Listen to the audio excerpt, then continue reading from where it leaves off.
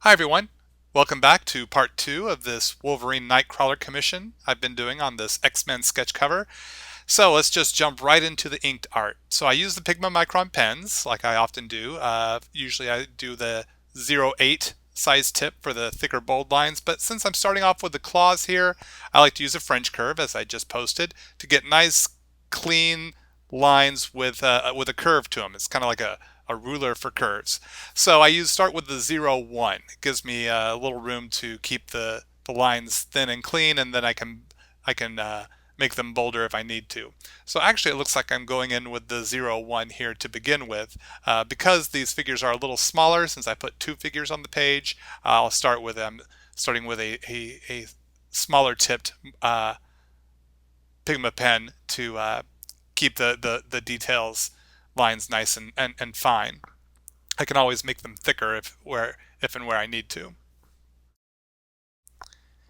And with like many of my videos, I don't pencil very tightly, and I let my final detail lines come in with the inks. I make some choices that I might not have put in the pencils in here in the inking process.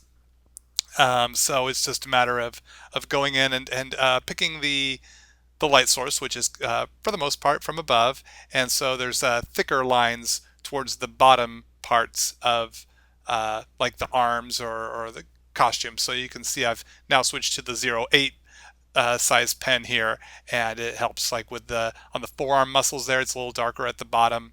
Here at the belt, it's a little darker under, just a little bit. Just it helps create that weight, just a bit, just a bit. And I can always darken things up or make lines bolder where needed and necessary. So as I mentioned in the first video of this series, I'm drawing the 1980s brown and gold Wolverine costume. So all the brown parts are going to have these heavier black shadows where the gold parts are left open for the color.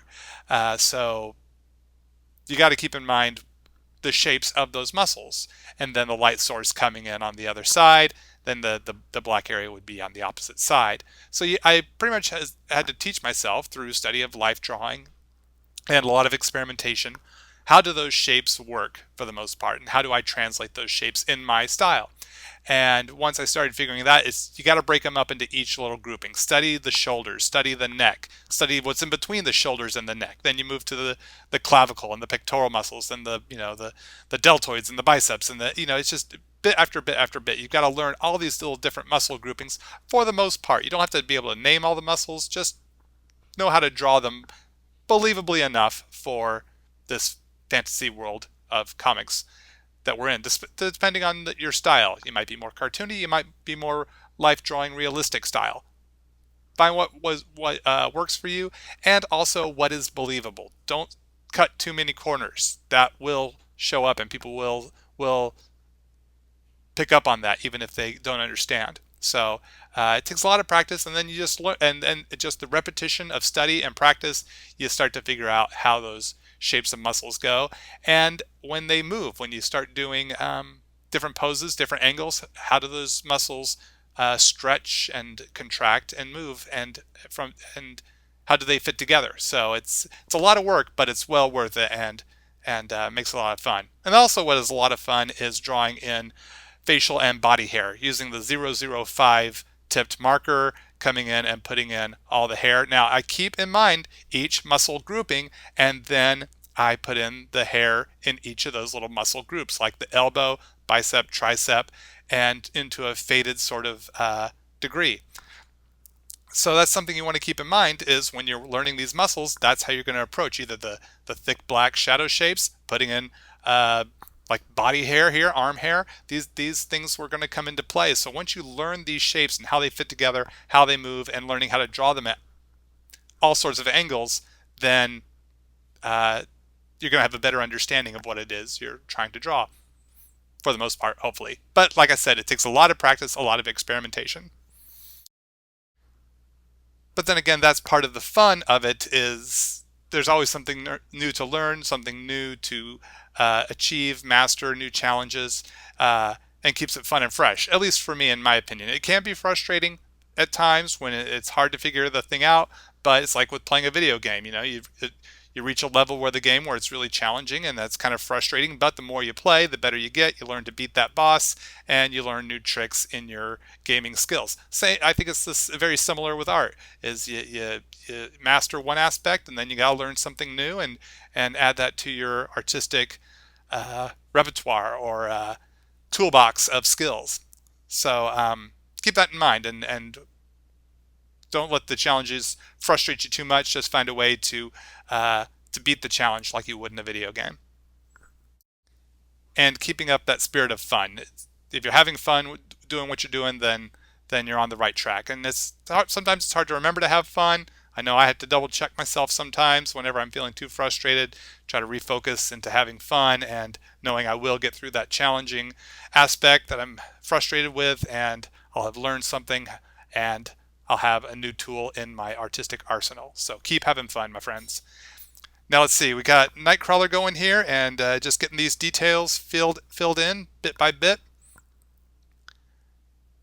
Drawing a three-fingered character is fun because you save so much time not having to draw those 2 extra fingers. I can't tell you, it adds up in the long run. Working on the Nightcrawler series, I should go and look through the issues I've done and see how many fingers I haven't had to draw because of Nightcrawler. Of course, then again, I have had to draw a tail, so I guess that makes up for the difference.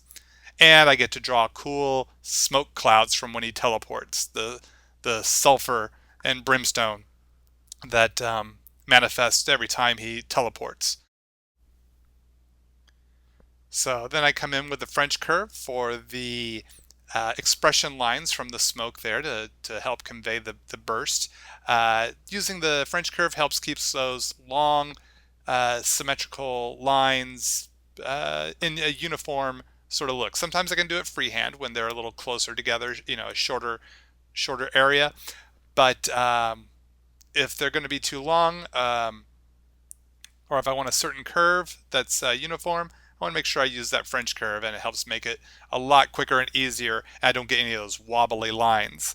But just want to make sure you have that French curve securely placed on you're holding it down nice and tightly on the board so it doesn't move when you draw the line, because then you end up getting the wobbly line. So something to keep in mind. And then coming in with the eraser, a lot of people say they have the ink pull up when they erase or it fades. I've addressed this in other videos. I'll address it here as well. I've learned to kind of develop a bit of a lighter touch. Sometimes I still do get fading, but I don't get fading all that often. And I think also it's the types of artboard I use. Is the Strathmore artboard, Bristol board, or the Canson recycled Bristol board. These Marvel sketch covers are a very similar type of Bristol board. So I find that I don't have a lot of it's not something that's really slick, super duper slick. I find that's when ink tends to fade when I erase more often than not. And then I'm using the Pentel Pocket Brush Pen to spot some blacks, to fill in spots of Nightcrawler's dark hair, which is one of my favorite things to do. I love using the brush for just that sort of texture. And these Pentel Pocket Brush Pens are reasonably priced. And they come with, and you can purchase, they come with like 1 or 2 refill cartridges, and then you can purchase other refilled cartridges. Something that's been brought up, a question on the social networks that people follow me on, is asking what type of ink do I refill my cartridges with. And to be clear, is I do not refill my own cartridges. I purchase the cartridges pre-filled. So it's the Pentel ink that's in the cartridges every time. So I don't take, once a cartridge empties, I throw it away, pop in a new cartridge. I don't refill those. I don't think these kind are refillable. I've never tried, and I'm really happy with the ink that they provide in their cartridges. So that is something to keep in mind as well. And the cartridges can be relatively inexpensive. You can find some deals online. Something to keep in mind. So let's see, just a few more details here, and this is close to being wrapped up. Just putting a little more shadow here on Nightcrawler's tail, a few little extra detail lines, and we're just about wrapped up. Let's see, so that's part 2 of this 3-parter done, and part 3 will be watercolors. So I'm doing another watercolor video for this one, and that will be posting soon. See the scan of this inked version on my Facebook page and the link below. Thanks a lot. Talk to y'all soon.